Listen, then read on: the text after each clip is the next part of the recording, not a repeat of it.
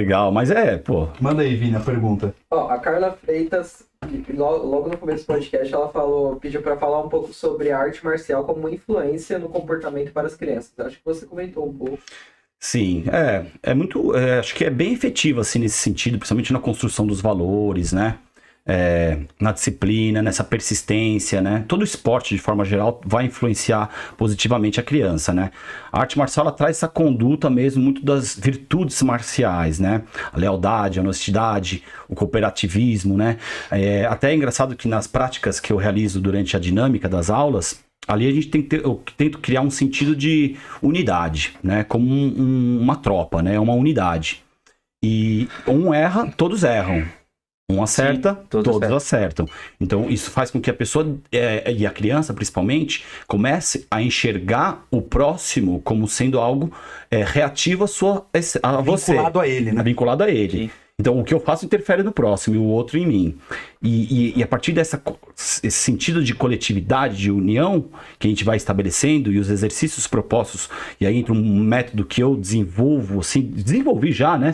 E instituo dentro da minha prática, para criar esse sentido de união, que é o que a gente acaba fazendo dentro da arte marcial, né?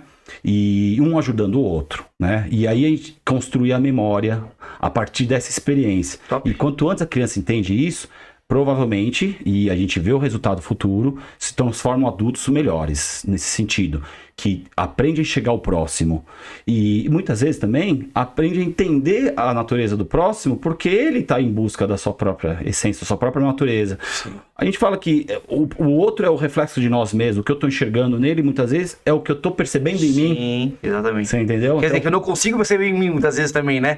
Tem. O cara... Quando eu falo pra você, eu tô falando pra mim. Que tipo, eu falo, você é um grosso e não sei o quê, mas na verdade eu tô sendo, mas eu não consigo enxergar. Né? Porque tem muita gente assim. Aquela história que eu falei, é uma tela isso aqui, sim, que reflete a sua própria visão do mundo. Então talvez a gente tenha que modular a nossa forma de enxergar, sim, o mundo, para que a gente entenda que essa tela é um reflexo de nós mesmos. É como se... Cara, pô, sensacional, velho. O cara vai pegando uns insights assim aqui, é fantástico. Que legal, que bom. Porque às vezes, cara, eu digo de mim, obviamente, né? Às vezes você tem um ranço de alguma situação, ou uma coisa ruim de alguma situação, uma coisa muito boa de alguma situação, e a gente não consegue entender, porque, sei lá, de ti eu gosto, de ti eu não gosto. Uhum. E a gente tem que entender o que faz, em caso a pessoa não gostar, ou sentir, tipo, sei lá, eufórico com uma situação legal. Né? Uhum. E é como você fala, às vezes até o jeito que você olha para aquele negócio, que é o que você tá sentindo em você mesmo. Né? Com certeza. Não é, exatamente, não é o outro, é você mesmo. Tudo é em você, né? Cara, é muito incrível. Tudo é, porque querendo ou não, depois que a gente morrer, a gente vai perder essa capacidade de interagir com a vida. A pessoa vai ser a pessoa, você vai ser você. Sim, com certeza. E aí aprender esse espaço, e nesse espaço construir os valores, o respeito, né? A lealdade. Porque tudo está sendo construído aqui, né? E aí entra um pouco com o quinto elemento que a gente estava falando da cultura ocidental, é nesse espaço que a gente tem para realizar a nossa arte, né? Um artista, ele precisa do espaço, né? Seja um pintor, ele precisa da tela, o instrumento, o som para reverberar, né? O espaço reverbera o som, né? Aliás, o som propagou o espaço, né? O som se propaga no espaço. Então, por isso que na cultura indiana também o som antecedia o verbo, né? O verbo. Já existia antes da luz, né? No início era o verbo. Então o som, né, propagou esse espaço também. Então a gente entende por isso que a nossa audição é o nosso sentido mais poderoso que tem. Porque a gente é capaz de enxergar aquilo que está além dos nossos olhos. O que os nossos ouvidos percebem. Sim. Então é muito legal isso. Trabalhar a audição para escutar o mundo também que está acontecendo, né? Tanto que na prática de inclusão, as características mais, assim, as pessoas de diversidades que a gente tem com mais dificuldade de aprendizado é o surdo, né? Porque realmente para interagir com ele é mais difícil. Como diz a frase, né? O homem lá em cima não deu duas orelhas e uma boca à toa, né? Curte mais e fale menos. Sim. Nesse caso, com aí, certeza. E aí a gente sabe... Pode falar. E cara, eu vou te falar uma coisa. A criançada tá a mil. Eles não param quieto. Porque já começa que a energia da criança é lá pra cima, né? E então assim, vamos tentar equilibrar essa criança, certo? A gente põe elas em formação. Já é um desafio. Pra ela ficar parada, em postura alinhada e ouvir. Cara, meu afilhado tem 9... Exatamente hoje faz 9 anos. Exatamente hoje. Parabéns. E, cara, e assim, não consegue ficar parado. Ele fica parado, fica assim, ó, se mexendo e para. Fala assim, para, Miguel. Ele fica assim, ó. dá 5 segundos. Já tá hiperativo. Não consegue, cara. É muito louco. Muito Então, louco. tem que criar estruturas aí, entra todo o suporte que nós temos nas escolas, nas atividades. Pô, nós tivemos aí um período crítico, né? Sim, que a criançada ficou enfurnada dentro de casa, não fazia nada. Chegaram nas escolas a 1000. Esse ano eu comecei a dar aula, falei, eu olhava depois... O que aconteceu? O que aconteceu? Pareceu que eu tava num zoológico. De macaco só, né? Porque era todo pendurando, pulando em cima do outro. Aí eu já chego daquele jeito, já, né? Porque, pô, a gente precisa dar atenção. Lógico. E a atenção é uma coisa que, cara, é maravilhoso, porque tudo que a gente conquista e aprende, a gente só tem graças à nossa capacidade de atenção. Então, voltando um pouco nessa questão da espécie, da evolução, a nossa habilidade ela só foi desenvolvida, a nossa inteligência, devido à capacidade do ser humano de focar a atenção. Porque a nossa atenção é o que vocês estão fazendo agora. Sim. É essa percepção dos sentidos e essa, como é que se diz? Essa orientação mental, a sua compreensão, cada um Assimilar com a sua, tudo aí assimilar tudo e aprender com que vocês estão atentos. Por isso que quando a gente faz uma prática, de repente, de autoconhecimento, uma meditação, eu preciso estar atento ao que está acontecendo em mim. Sim. Então é mais um voltar para dentro, um olhar para si, do que para fora. Então a gente fecha os olhos e medita, por exemplo, né? Fecha os olhos. Por que você fecha o olho? Fecha o olho, entendeu? Porque, tipo, você tem que olhar pra dentro, né? Não ficar perdendo a atenção pra fora, Não né? perdendo a atenção para Incrível, fora. cara, é incrível. A gente fala... Você aprendeu, hein? Você vê, cara? Lição de casa Tô feita. fazendo lição de casa, cara. Porque o que tá fora é a ilusão, né? Que eles incrível, falam. legal. É a Matrix, né? Do filme lá, mas enfim. E uma coisa legal, assim, a nossa própria mente, né? Sim. Ela tá constantemente... Liga tudo, velho. Eu vou até no banheiro. Mente, é pra Tá, isso é, porra. Vai que vai. E isso faz com que também a gente acaba perdendo a condição de enxergar a nossa própria natureza. Vai ouvindo do banheiro aí, hein? Escutou aí, não? Já. Porque é uma coisa importante. Vou falar só pra você agora, Não, então. manda Eu tô bala. brincando. O encontrar essa própria natureza é muito mais você dissolver aquilo que você percebe que é você, para você não se identificar consigo. Conforme você elimina a sua própria identidade, o que sobra é a sua natureza essencial. Então, de uma certa forma, a gente luta constantemente para não julgar, para não pensar. A meditação fala, não pensar.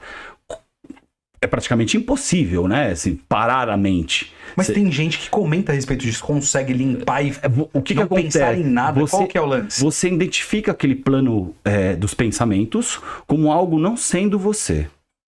Mas faz parte da sua realidade. Só que o que são os nossos pensamentos? De uma certa forma, são construções que foram criadas das nossas experiências. E cada um pensa. Por exemplo, a gente pensa em português, não é verdade? Então, a nossa mente pensa. Um cara poliglota, talvez ele pense de várias formas, é muito mais maluco.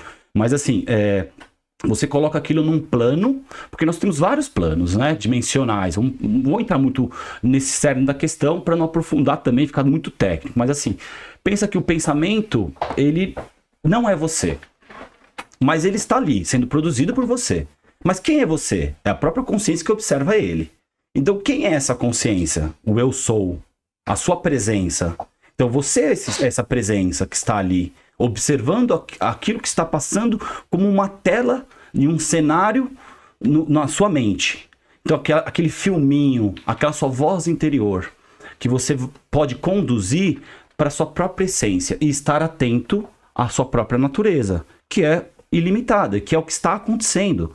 A gente não pode julgar isso, porque é como se o observador observasse a si próprio. Entendi. Entendeu? Entendi, Entenderam? entendi. Como fazer isso se ele é o observador? Né? Sim. Entendeu? Então é muito complexo. Então é muito mais a gente eliminar aquilo que nós não somos, que vai sobrar o que é.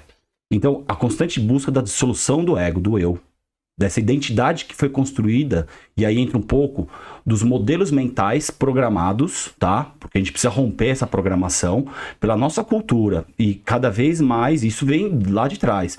A nossa mente, ela é um órgão de potencial enorme, tá? o cérebro, ele é físico, né? Visível. A gente pode cortar, né? Enfim, a mente a gente não pega. Mas é um órgão, a gente pode entender ela como algo real. Não é físico, mas é real. Ela está acontecendo. E ela é unificada. Por isso que a gente interage pelas nossas mentes, né? E entender isso, entrar em conhecer a sua própria mente e saber expandi-la para a sua própria natureza, né? E entender isso é o caminho da própria meditação em busca, né, do conhecimento de si próprio.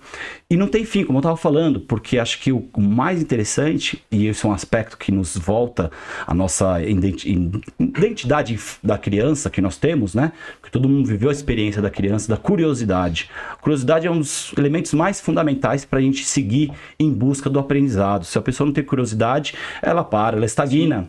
Então, quando a gente se coloca num exercício, numa prática, é constantemente você buscar sentir e realizar-se em si próprio. Então você vai aos poucos eliminando aquilo que você não é, aquilo que não pertence a você, e aí vai sobrar só o que você é. E lá você é tudo. Isso que é legal. E aí a gente entende essa união, essa integração, e a gente se torna um com o todo, com tudo. Porque nós somos isso, nós somos essa essência. Nos foi dada a luz, nós temos ela. A gota de água é a água. A gota do oceano é o oceano. Ela é a mesma coisa. Entendeu? Então, doida, né, cara? então a gente entende isso, né? E aí a gente utiliza da nossa experiência, que é se relacionar, para construir cada vez mais essa experiência de quem nós somos e conhecer-se.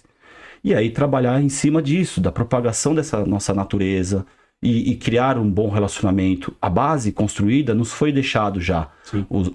Cada um na sua filosofia, os mandamentos. No yoga a gente fala dos yamas, dos niyamas, tá? Bastante, que é a conduta moral, ética, né?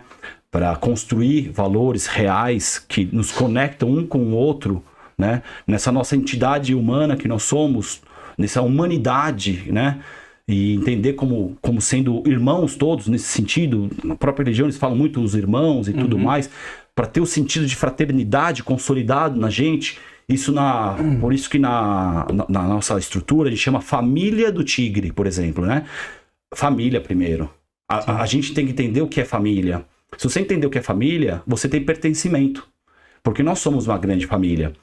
E criar... Então por isso que a gente nasce numa família. Lógico. Obviamente, Lógico. não é fugir um pouco da realidade. A gente nasce dentro de uma família para aprender a amar pai e mãe. Para aprender a amar os irmãos, né? Uma vez que você estabelece isso, você entende o seu lugar aqui no mundo. E aí você se coloca como um humano. Um humano. Sim. Ser um humano, né? Sim. É isso que nós somos, né?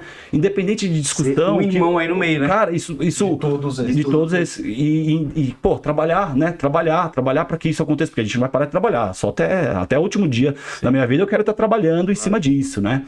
O trabalho é árduo, Kung Fu, até o último dia. Sacrifício. E deixa eu te fazer uma pergunta meio esforço, louca agora. esforço. A partir de qual momento você conseguiu perceber em você essa sua forma de pensar? Cara, eu tive uma experiência assim, e